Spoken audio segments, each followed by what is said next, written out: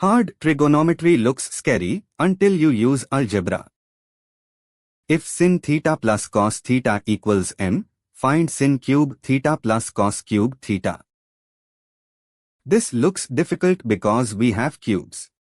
So first, use an algebra identity. The identity is a cube plus b cube equals a plus b whole cube minus 3ab into a plus b. Here, a is sinθ and b is cosθ. So sin³ θ plus cos³ θ equals sinθ plus cosθ whole cube minus 3 sinθ cosθ into sinθ plus cosθ. We already know sinθ plus cosθ equals m. But we still need sinθ cosθ. So now our target is to find sinθ cosθ from the given condition. Square both sides. Sinθ plus cosθ whole square equals m square. Now expand. We get sin²θ plus cos²θ plus to sinθ cosθ equals m square. Use the basic trigonometric identity, sin²θ plus cos² equals 1.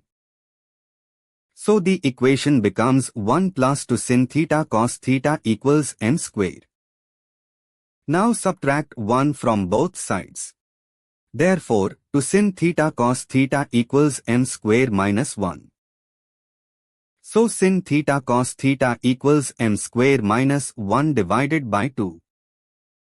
Now substitute the two values, sinθ plus cosθ equals m, and sinθ cosθ equals m square minus 1 divided by 2. From the cube identity, sin³θ plus cos³ θ equals m cube minus 3m into m square minus 1 divided by 2. Take denominator 2. The expression becomes to m cube minus 3m into m square minus 1, whole divided by 2. Now expand the numerator. We get to m cube minus 3m cube plus 3m all divided by 2. Now combine like terms. 2m cube minus 3m cube equals minus m cube. So the numerator becomes 3m minus m cube. Final answer, sin³ θ plus cos³ θ equals 3m minus m cube over 2. Exam tip: when trigonometry has cubes, do not panic.